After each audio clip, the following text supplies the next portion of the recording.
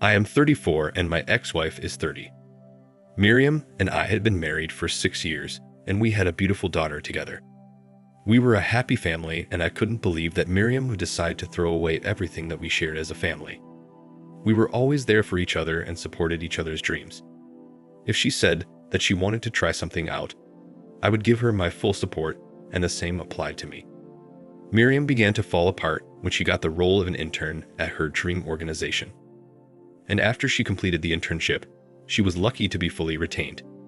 The truth is, none of us saw that coming, but I was so happy for her when it did.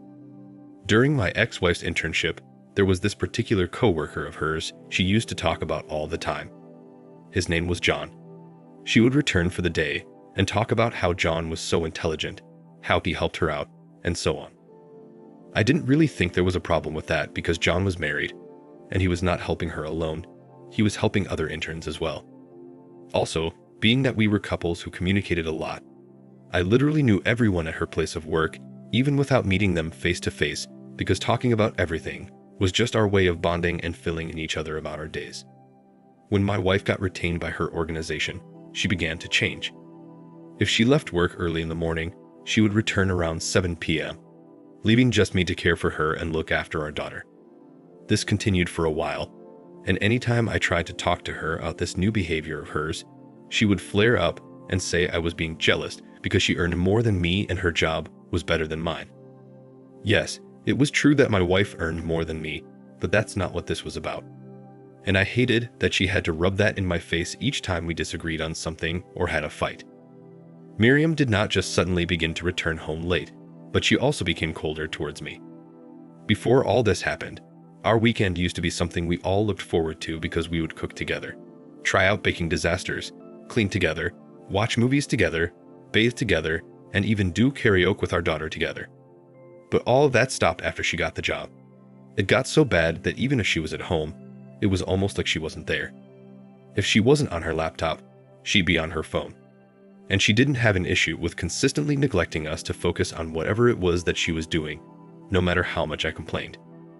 It was very painful to watch this because I love Miriam so much, and whatever was going on was not the plan that I had for both of us, for our family either. And I had enough.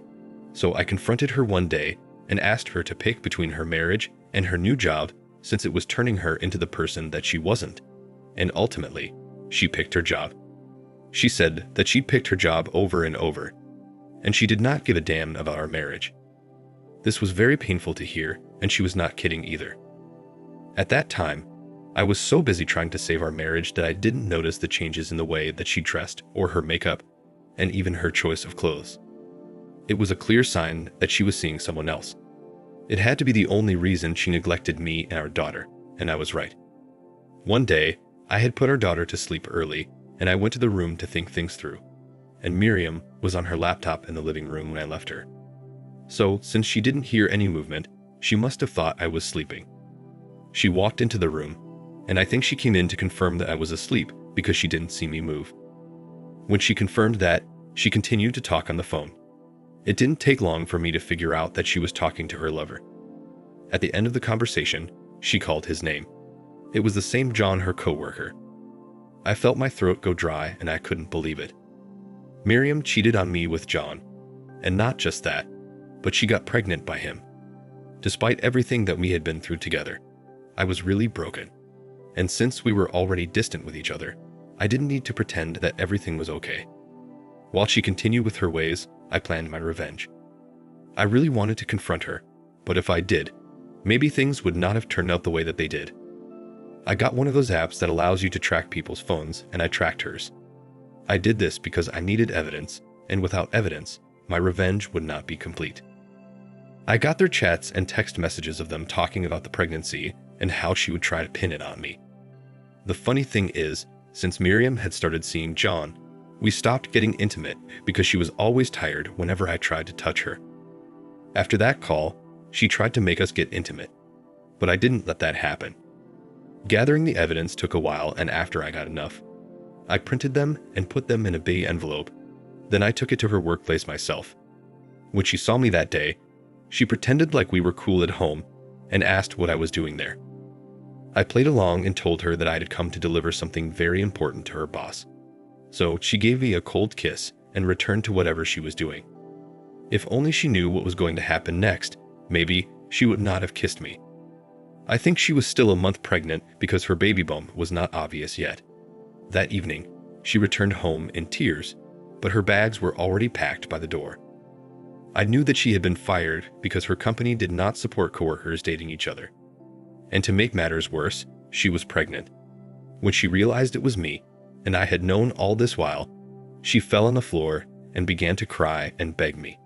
But it was too late. I told her she'd be getting the divorce papers soon and kicked her out. John's wife eventually heard the news, and she divorced him too. John and Miriam did not end up together because he said Miriam ruined his life and all his years of hard work, and that he wasn't going to take responsibility for the pregnancy because she was married to me. But we all knew that the baby wasn't mine either. We eventually divorced, and with the help of my lawyer, I took custody of our daughter. I was not going to let her suffer for the sins of her mother. Miriam gave birth to a boy, and believe me, she has suffered a lot with the baby. Till date, every time she comes to pick up our daughter, she cries, begs, and admits that she made a terrible mistake. I keep telling her that it would be my own terrible mistake to take her back. Now for the top comment. I'm so sorry, OP, that you had to go through all of this. I'll agree with you that you'd be making a terrible mistake if you took her back. It's inhumane for her to abandon her family and cheat on you with a coworker. It's a good thing that she has gotten what she deserved and John played a fast one on her. I believe you will be fine, and you will definitely find a woman who will value and protect what you both have. I'm glad you did a good job by getting rid of her and exposing her secrets. You're an example of a strong man. Thank you for watching. Please like, comment below, share, and subscribe to listen to more stories like this. See you in the next one.